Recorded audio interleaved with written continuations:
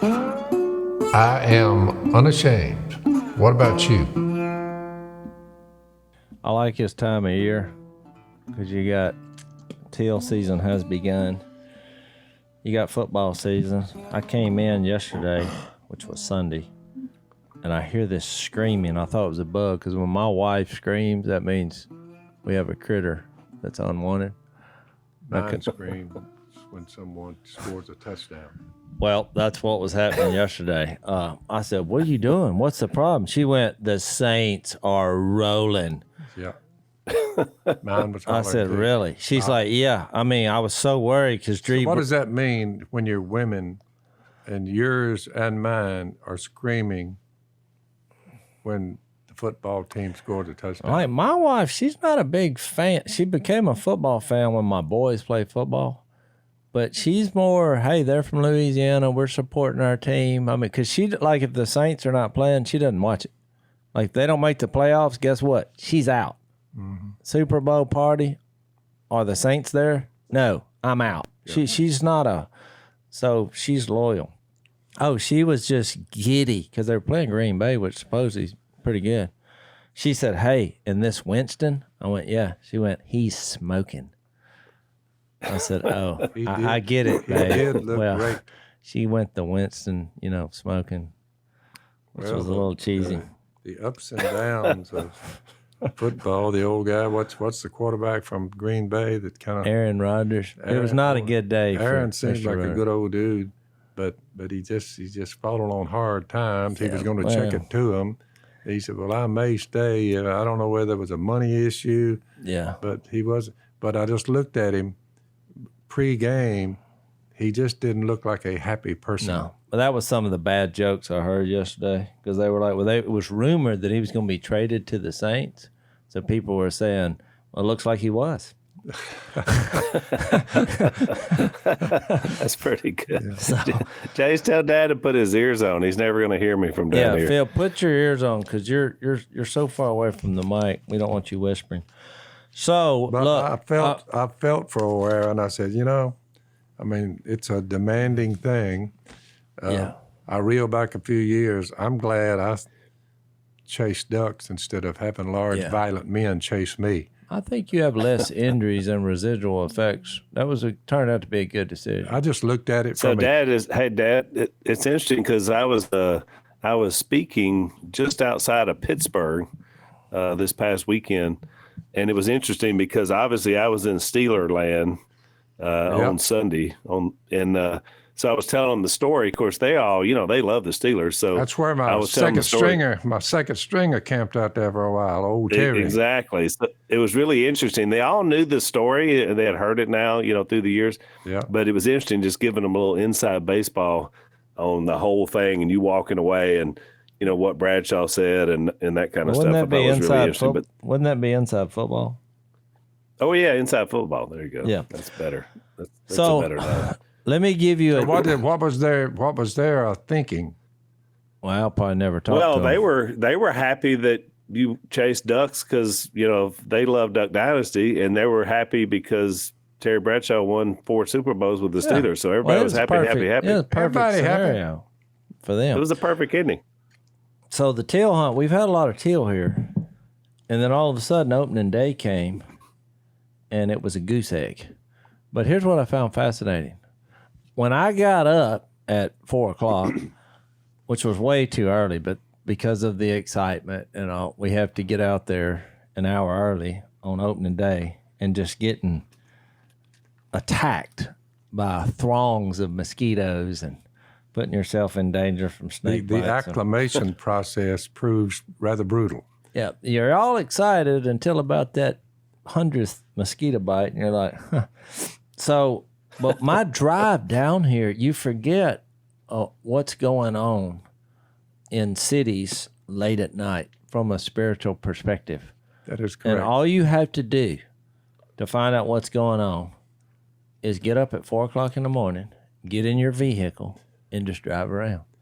The first light I pull up to, it's red, so I stop. Even though there's nobody out here much, but I stop, And so it turned green, and I was fixing to go, but a vehicle caught the corner of my eye going at, I would say, over 100 miles an hour.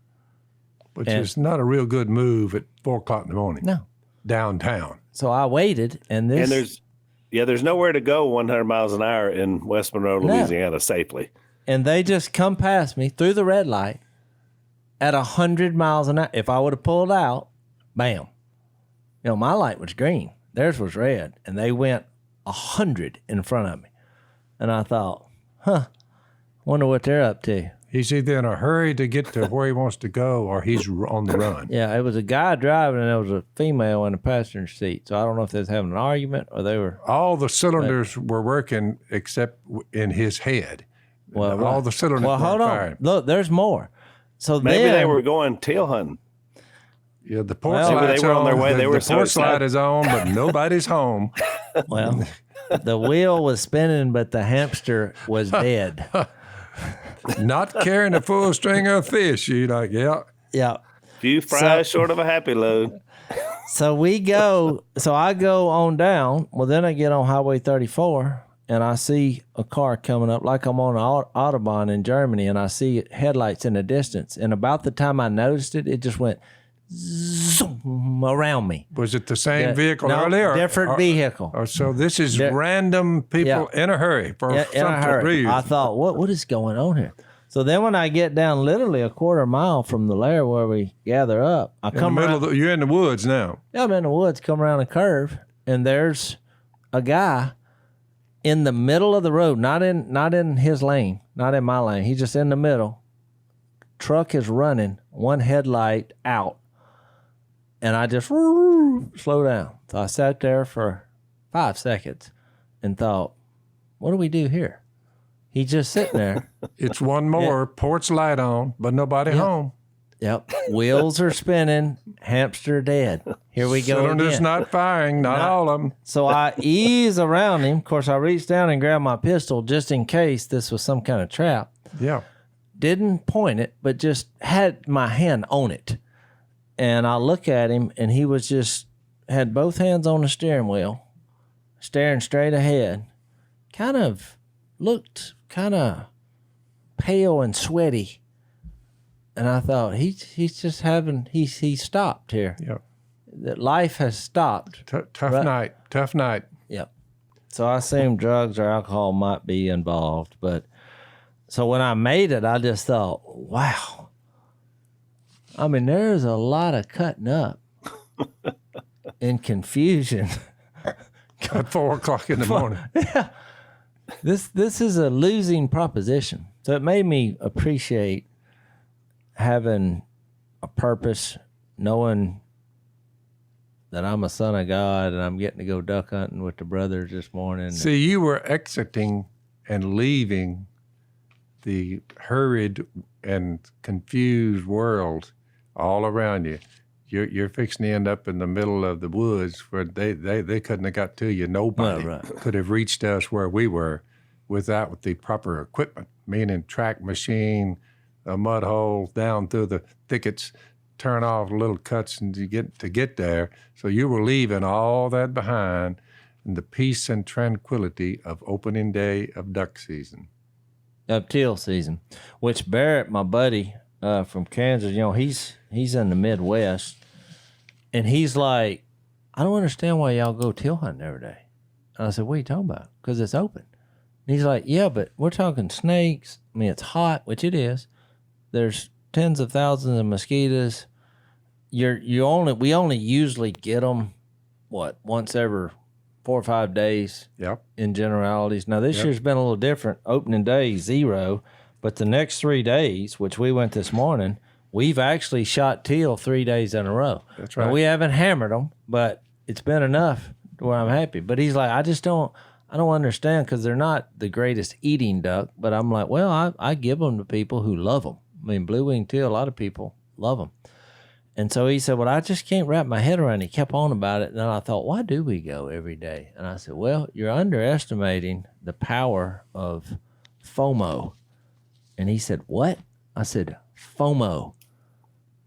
He said, I've never heard that term before in my life. He's up in Kansas, Jayhawk country. Yeah. Never came through there. And I said, it stands for the fear of missing out. I said, I would rather. Was there silence on the end of the line? It was silence. And he said, but I could see if you had people that you participated in this, the worst thing that could happen is you be in bed and they're rumbling just one bunch after another. I said, that's it. It reminds me of the time on Cypress Creek. I didn't think they were coming.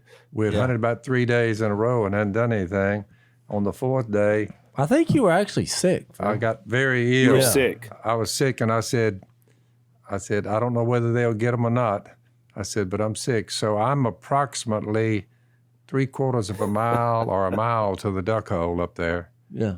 But I was, even in my bed, I was a close enough proximity. I could hear the gunfire. And look, it was just boom, boom, boom, boom, boom, boom, boom, boom, boom, boom, boom, boom. I said, good night. I said, Miss Kay. She said, what are you doing? So do you agree with me? The fear of missing out is powerful? I mean, I said, man, what am I doing lying here in bed, because I'm sick? I said, I should have just sucked it up and went on up there. Oh, I'm telling you. But after all the smoke cleared, I hated to ask, did y'all burn them or what? Yeah. And they said, we burned them. Big bunches, one after the other. That's why I told that story, because it made me realize a lot of people who are doing this cutting up, especially in the teenage world. We had a girl the other night at a house church who we had shared Jesus with her, when she was a younger teenager and helped bring her to Jesus. But I hadn't seen her in a while. So we were talking with her at house church. She's like, the first thing she said, she's like, I have no friends. And I was like, what do you mean? I mean, it was kind of a weird thing to say. She's like, they're all getting drunk, smoking weed. I just have no friends. And so but I thought, well, this girl must be doing pretty good. If that was the first thing she said, I mean, it's just, they're just going crazy, But she was going off on that. But I've seen the same thing, like in the teenage world. That fear of missing out is the same draw that's causing all the mischief. Because, when you look at it, I saw those 3 vehicles the other night. It's a dead end. Whatever's fixing to happen, if I could have followed those 3 incidents that I saw in one drive, it's going to end up with flashing lights or a casket, or it's just not going to work. Which brings up an interesting thought. When you look at the qualities of kingdom livers, she was saying, all my friends, they're not motivated. What is motivating y'all? And we tried to explain to them, because the rescued, they're looking at it with the FOMA, whatever you call it, FOMO. Yeah. Yeah, they're afraid to miss out. And it's a lot of wordage about heaven and eternity. Right. So someone says, so what motivates you to come together and help some poor soul?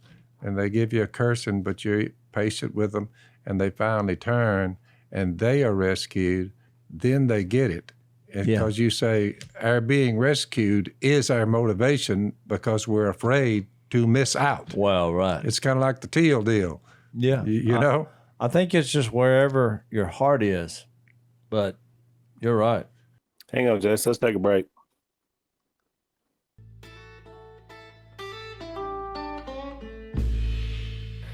I never really thought much about underwear, Chase, but I find myself now in the modern era, I think about it more because I want comfortable underwear. Do you realize you spend more time than in your house, more time in your bed, more time in your car, in your underwear?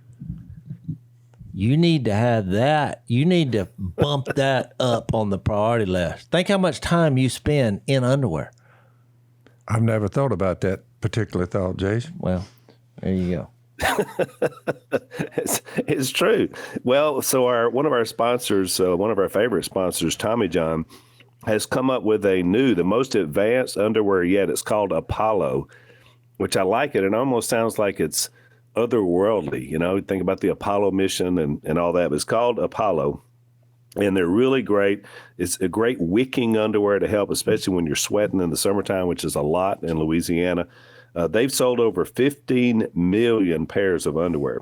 So like you said, Jace, a lot of people obviously understand. And it's called a high end for your rear end, which I think is a good tagline. So right now, if you want to get 20% off your first order, go to TommyJohn.com/Phil. That's TommyJohn.com/Phil. You get 20% off. See the site for details on TommyJohn.com. You will love these underwear. Yeah. So it was interesting. Why do you follow Jesus? You say we're afraid to miss out. Well, I think it's a factor, and I think that's a good factor. It's a very look. Very I heard a great sermon Sunday on heaven, and you know what struck me about it, because there's a lot of verses. You know, the one that stuck out in my head is the one that what's it say? No eye has seen, no ear has heard, you know, what the Lord has planned for those who are his. I'm not sure where exactly that is, but it's in there. And so a lot of people say, well, you don't know what heaven is like.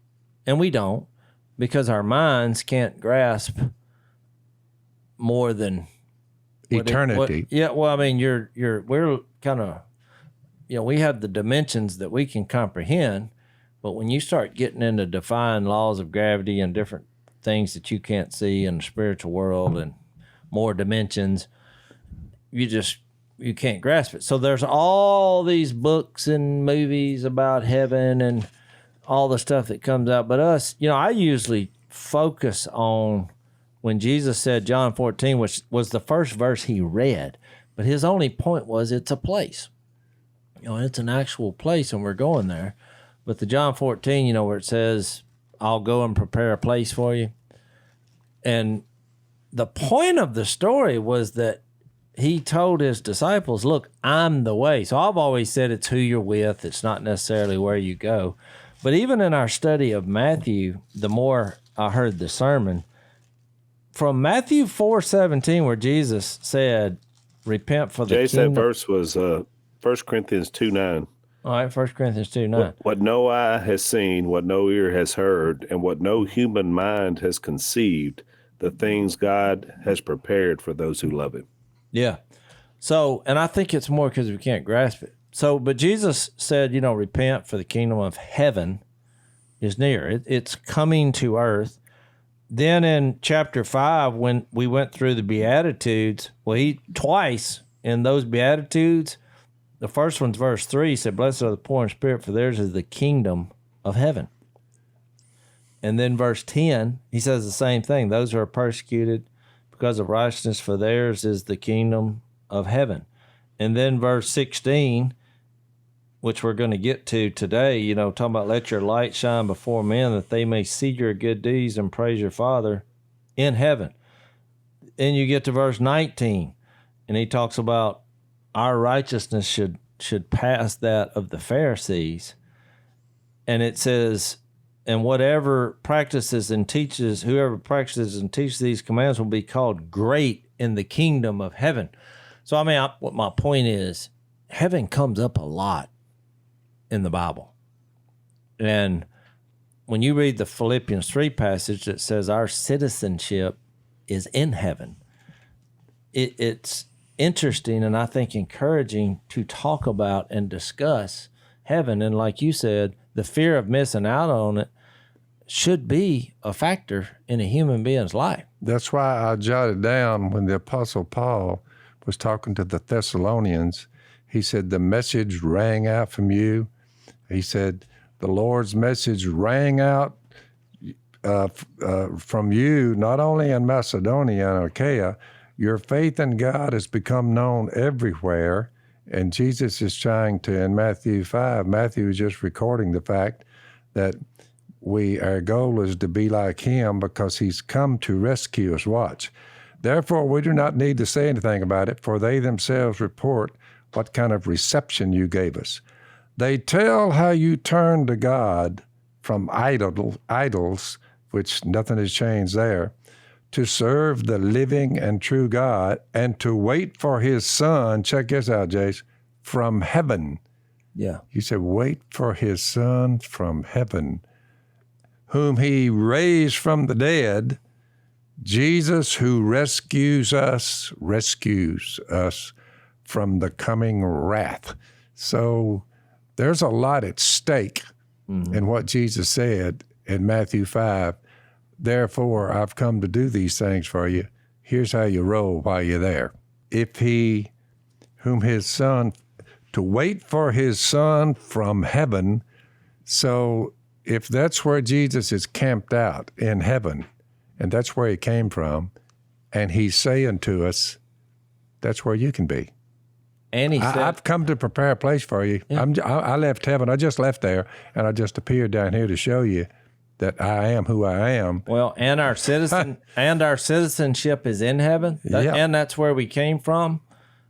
Because technically, that is where we came from. Because that's where we're bound to go, because that's where he came from. When you think about it, when this is true, almost said if, but when this is true and you're resurrected as members of the kingdom of heaven on earth, you get this imperishable body, you're actually going to spend way more time They were smart enough than you did on the earth. Yeah, they were smart enough to say, so show us the way. And he says, don't you get it? I am the way. Well, right. I mean, I think that was his point. But the more I said I heard this sermon, because I thought, well, this is going to be a bold move, because I was thinking of that 1 Corinthians passage. Because he said, let's talk about heaven. Jase, it's hard to see heaven when all you've ever seen is the earth. Well, so here's how he did it. Now, I thought this was interesting. He read the verses where it said we look forward to a new heaven and a new earth. However, he made a point to say, we talk about the earth burning up, but he's like, well, it says a new heaven and a new earth. And I think in Joe Beam's book, was it, Al, that he talked about the 3 different heavens, and I thought it was interesting, like how they're translated in the Bible. You may have more knowledge of that than when me. you read the Old Testament, the idea, when they looked up into the sky, what we would call the atmosphere, that was called the heavens. But then they recognized there was something beyond that as well. So it's almost like a layer. When you read Old Testament, it was different layers or different ideas. That's why Paul said, I was caught up in the third heaven, meaning above and beyond the atmosphere. Because, you got to think about the ancients. They didn't have, Hubble telescope. They weren't able to, all they could do is look up in the sky, but they saw the stars and they saw the sun. So they knew something was there. But you don't even read much in the Old Testament about our concept of heaven, which is what you're talking about, Jase. The Pharisees believed in the resurrection, but most people didn't even believe in that. So this was a new concept. When Jesus came along, he was giving them a lot of new, thought, to chew on, with this idea that the kingdom was going to be in a place beyond this earth, the idea of heaven. Well, this pastor that was sharing this, he did something I thought pretty clever, which was he visualized or made you visualize all the moments on earth where you might say, boy, this is heaven. Because we've all done that. Like where you're experiencing something that, like to me, look, we get a bunch of deal in there. Most of the time we see hell on earth. Well, right. Not heaven while we're here. But there's probably been some trips or there's some hunts or some moments or, whatever you're into, I've been, when I was on the top of a mountain in Israel, my family there, and we were just looking out at the stars. I was like, boy, this is all right. You have these moments in your life where you feel like, whether it's beauty or experience. So he came out of that, he talked about a place, talked about the new heaven and new earth. And then what he did that I like is he read Revelation 21:4, and he talked about, where it says there's no, there'll be no, he'll wipe away every tear. There's no pain. I may have to turn over there and read that. No sin, no guilt. What are the, let me read that. Jase, let's take a break while you're looking for that. So what is something that's not fun? Mosquito bites. Getting tangled up in a wasp nest before daylight. It's interesting. Is both of yours, are something hurting you, right? Something biting you. Well, I'll tell you something else that isn't fun, and that is having your house stolen by some cyber criminal who's learned how to go online and literally steal your title to your home. It's one of the fastest growing crimes in America, unfortunately. Valid point. And because of the way it works, you can be a victim and not even know you're a victim. So the cyber thieves, they search public databases, they find high equity home, they steal and forge your signature on your own home title. And so then you don't know you've lost it, but it's gone. And so then they show up and they want to take your house. So you want to protect your most valuable asset. Register your address now. Make sure you're not already a victim. And you're going to receive a complete title history of your home, $100 value for free. And you do that by going to HomeTitleLock.com. That's HomeTitleLock.com. Register your home, $100 value of a free history of your home. Yeah, no tears, no pain, no death, no mourning. And then you just start thinking of everything else that's not going to be there. So no blaming, no prejudice, no sin, no guilt, which is what I thought to myself is the reason that song, that John Lennon song, Imagine, took off. Because he basically took a God concept of imagining a world where everybody is unified, and well, no wonder the song took off, because what he thought could happen on earth, which was only in your imagination, because people are evil and they just don't like each other, it is going to happen in heaven. So his whole point was you can have an earthly experience with a new body in heaven, thus the new heaven and new earth. And if you took out all the things like pain, suffering, sadness, mourning, it would be heaven on earth. If you think about it, you just think. I think that's why when Peter formally introduced what Jesus had said he would do, die, be buried, and raised from the dead, right before he told them, this man was handed over to you by God's set purpose and foreknowledge. Jase, to your point, in Acts 2:19, leading up to that, he quoted the prophet Joel, who said, I will show wonders in the heaven above and signs on the earth below. I'll tie them both together so you'll know there is a God. That's what he's saying. Yeah. Blood and fire and billows of smoke. The sun will be turned to darkness, the moon to blood, before the coming of the great and glorious day of the Lord. And everyone who calls on the name of the Lord will be saved. Mm. So he then preached the gospel to them. But it is kind of what Joel said was tying heaven and earth together, and that both of them are real places. Exactly. Well, think about it, Jase. The contrast you brought up the John Lennon song. Contrast that to the Mercy Me song that was a huge hit.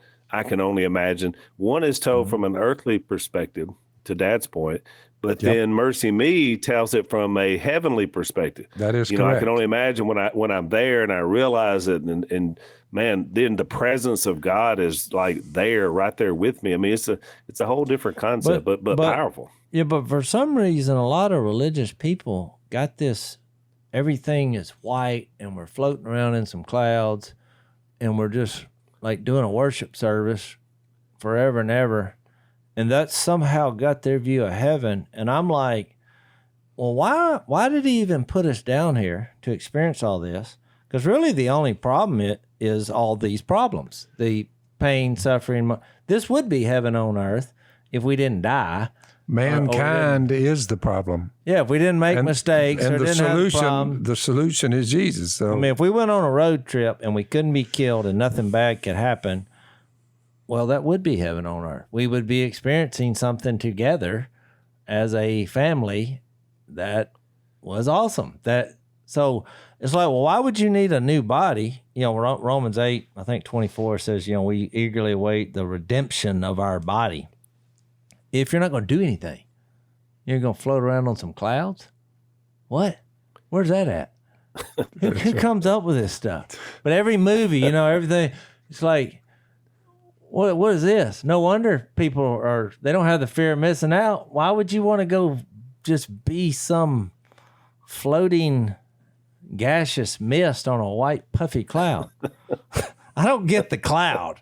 That has nothing to do with heaven. Well, again, that's because people can't imagine beyond our atmosphere. It's just, it's kind of you're trapped by everything you see, and therefore the only way you can relate it to heaven.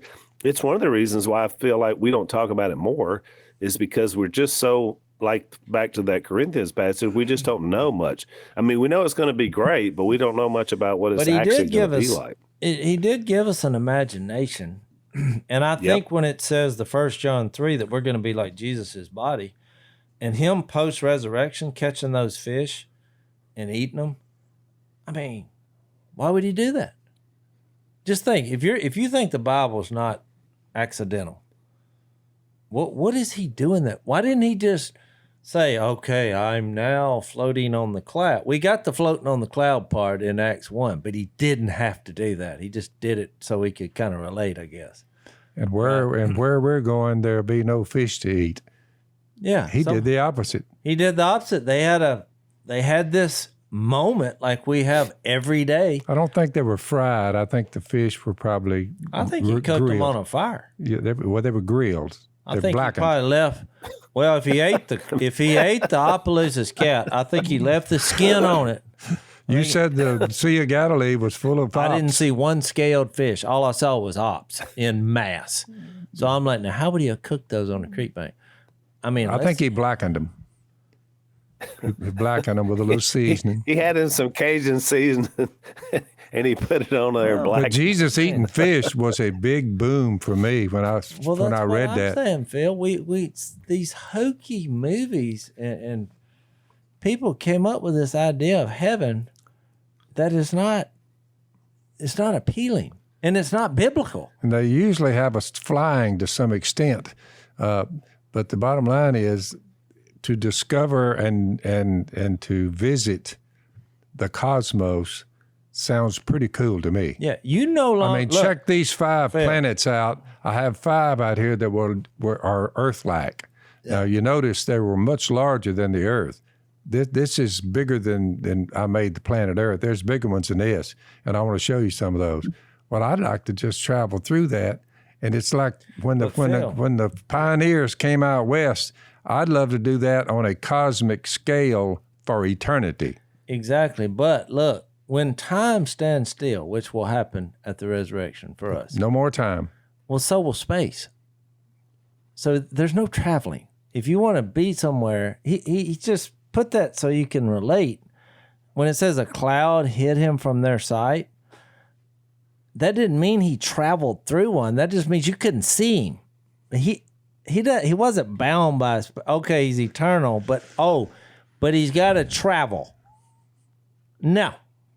If you're eternal, you no longer have to travel anywhere. That is correct. You have, it's common sense. You can be everywhere at once. You can be everywhere at once, and you can experience these things. So, it made me think, and I think a lot of people, when they hear sermons like that, they pick out things they don't agree with.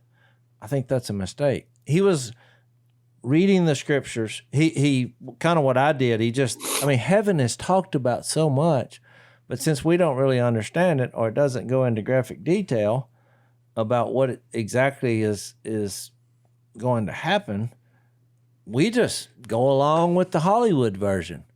Oh yeah, I'm just going to be a gaseous mist floating on a cloud through eternity.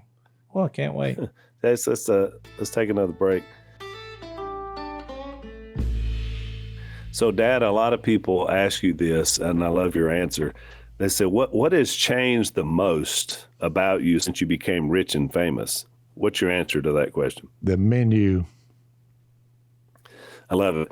And that's exactly right, because we grew up eating a lot of fish, obviously, because that's what we call it. But also, we considered it kind of the best day whenever Mom would buy fresh hamburger meat and you would make hamburgers, which are delicious. But we never really were eating a lot of ribeye steak and filet mignon back in the day, right? That is correct. So one of the reasons why is because it's, hard to find good quality meat, and it's obviously expensive.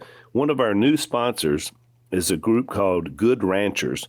And what's interesting is when I was talking to these guys about them doing ads on our podcast, I didn't realize that 80% of the grass-fed beef that's sold in the U.S. is imported from overseas. Did you know that, Dad? No, but 80%. It sounds pathetic.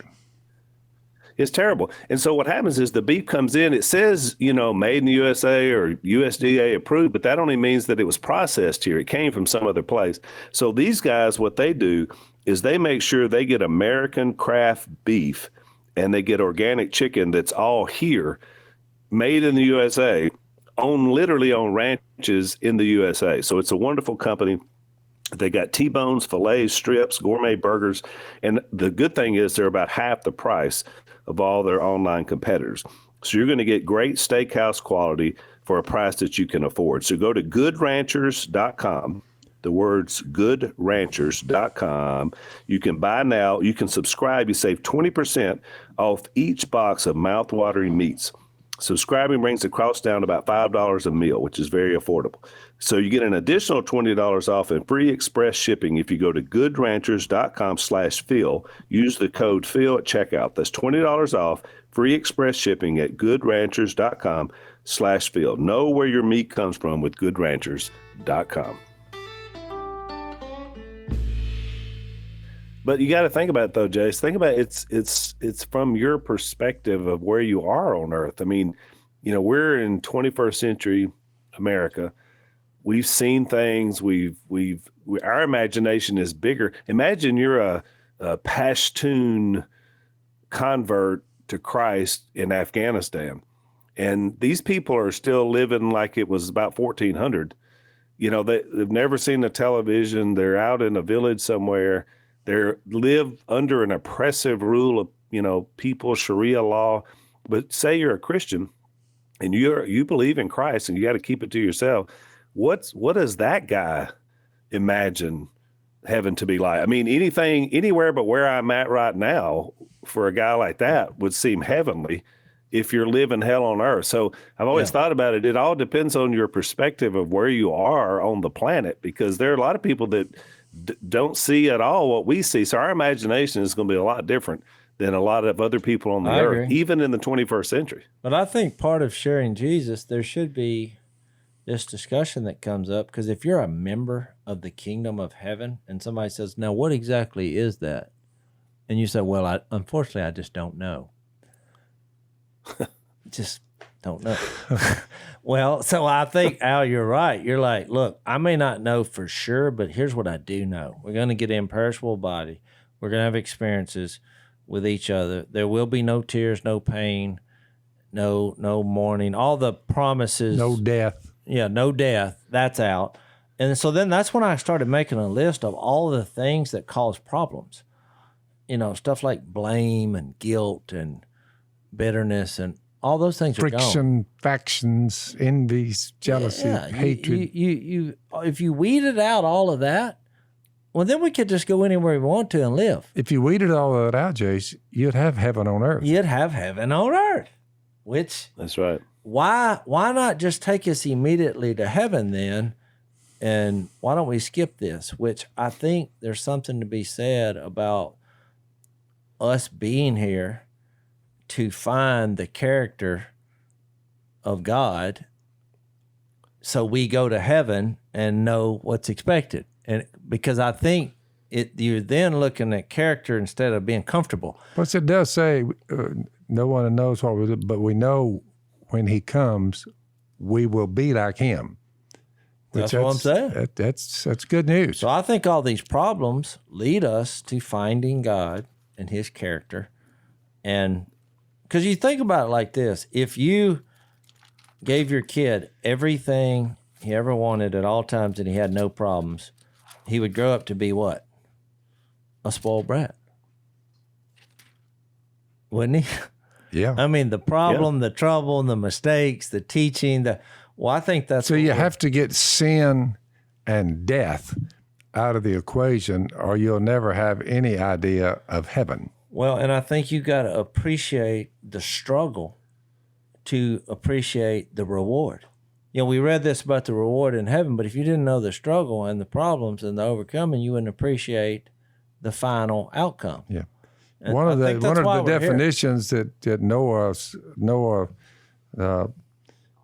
what was his last name? Noah Webster, that came up with the first dictionary in these United States of America.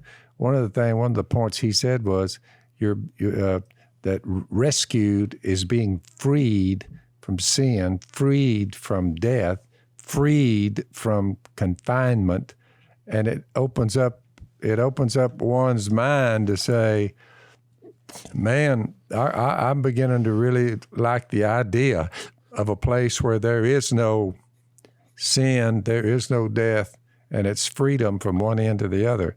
It would be a wonderful way to live. Yeah. Well, wasn't that Paul's point, though, to the Philippians? Remember in Philippians 1 when he said, you know, it would be far better for me to die and to be with Christ. Yep. Like he looked at heaven as a deliverance, but he said, I'm torn because I know you need me here. And he's talking about to those early Christians, the early church. And he's like, so I'm torn. I would rather go be with Christ, but because I love you so much, I'm going to stay until he, you know, takes me on to be with him. So that same idea is kind of what we're talking about here. Like we long for something even better, even if your life is pretty good here. But at the same time, you stay here and do God's work because that's what being in the kingdom is all about. Because, you know, that's one more person that knows about the kingdom because of the work you do. Yeah. Yep. Well, I taught this lesson, and basically it came from, you know, because I start out Bible studies asking 3 questions. How'd you get here? What are you doing here, Earth, you know, and how are you leaving? Which they're basic humanity questions. But, you know, when we get to Matthew 5:13 and 14, he starts both of those verses off with, you are, which is, in our culture on earth, we have an identity so-called crisis. People don't know where they came from. They don't even know, you know, maybe I'm not a male, I'm a female, or I don't know what I'm supposed to be doing here, or I don't know my purpose. And so when and some clarify it perfectly when they say, I'm neither male nor female. Well, right. I'm gender neutral. Yeah. You're like, so I can't, you're not a female, no. You're not a male, no. And I'm like, so. Well, you just think, Phil, he said, and they say I'm neutral. You got to introduce me and realize that I'm gender neutral. I'm neither male nor female. I think that's why God started out clarifying there was a male and there was a female. But just think. That's from the beginning out. Think about how hard it would be to find purpose and meaning if you couldn't even have the basic simplicity of your sex or sexuality. I mean, you're going to be hard pressed to figure out any sort of purpose or meaning in life, which to Jase's point is exactly why you are is an important starting point for anything, you know, just to understand that. Let's take our last break, Jay. Jesus said, you are the salt of the earth, you are the light of the world. Well, he was sharing your purpose. But if you back up to that point, well, you think about it, any creation or invention that you see in life, how do you understand it? Just think of any creation or invention that comes along. You either got to ask the creator, whoever invented it or created it, or you got to read some kind of manual. You know, they have an owner's manual. You get in a vehicle and what? You look around and say, well, somebody created a machine here that you weren't aware of. Look at the process. Look what's happened to the transfer of information and the speed at which it now operates. A fellow like me who saw it just come out of nowhere, Al, and the computer world showed up, and I happened to be sitting here watching it come, but I never dreamed you'd be able to transfer information at the speed that it's being currently transmitted. I just didn't think it was possible. But my point is when it comes to God, it's the same thing. If you don't figure out why you're here, you either got to find the creator who created you or read the owner's manual, which you have one called a Bible. Yeah. if you don't do one of those two things, well, you would just be a restless wanderer on the earth trying to figure out, well, why because there are billions who say in their mind they did not think it worthwhile to participate and have a knowledge of God. They didn't think it worthwhile. Therefore, he gave them over to a depraved mind to do what ought not to be done. Yeah. So, and even the little stuff that we talk about, like this morning, Al, we were in the duck blind. So we've hunted the same spot 4 days in a row. So I get in the blind this morning. I got a flashlight because I'm looking for snakes on the way. And I have a shooting hole that I pop up out of, that I've popped up out of the last 2 days. But when the light hit it, it was a majestic spider web that had been formed overnight. And I thought, with a spider right in the middle of it. And I thought, I mean, it literally, I could not have moved out of my seated position without hitting it. He had material that is much smaller than the smallest thread is you're looking at it. And this spider was not, he was like 1/8 of an inch of my pinky fingernail. I mean, this thing was tiny. And I thought. And there's a lot of web there. Yeah. I thought, how in the world did this much web come out of his rear end in one night? Jase, experts in that particular field, whatever they call it, have studied that for years and are trying to figure out how something could come out of the rear end of a spider that you could go across on like a bridge, tie it off, put another one back where you came from. They wait on the perfect breeze, and the thread comes out of a pouch, and look, and the breeze carries it across the road or in front of the duck blind like you had, that shooting port. Yeah. He put it on the breeze. He didn't, because you say, well, how did he walk down dragging it? Because it's sticky. Yeah. And the reason he made it sticky is it comes out of his rear end, and it's and the wind's got it, and it carries it across where you get up every morning, that hole, and he's got one strand across it.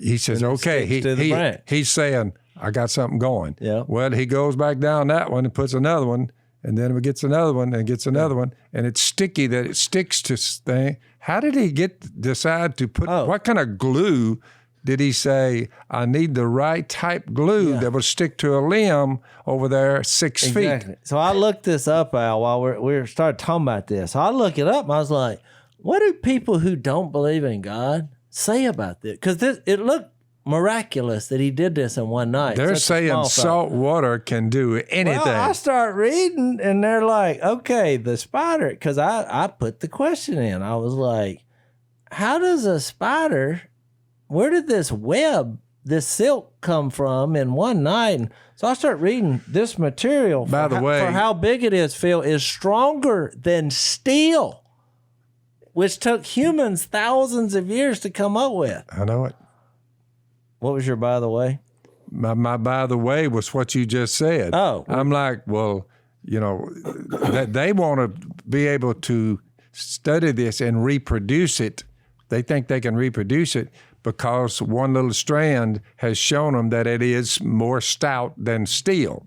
And they said, we need to figure out how to make that stuff. stuff. They did an autopsy on the spider and said, it ain't in there, boys. So look, here's what they. Look, I got one to blow your mind even more.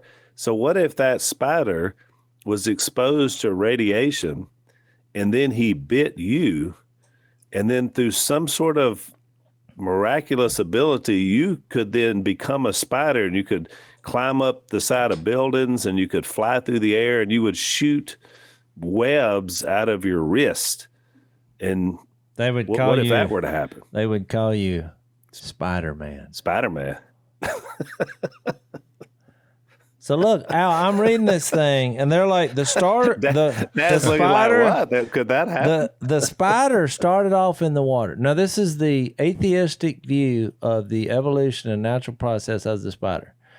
It said it started off in the water, then it went to the ground, had no web, Then it said, And suddenly, grew Suddenly. 3 organs, 3 web silk producing organs, one sticky, one not sticky, because he had to have one to walk down to go back, or he would get stuck and die. Yeah. So they had to compensate for that. Yeah. And one half and half. And all the spiders have them.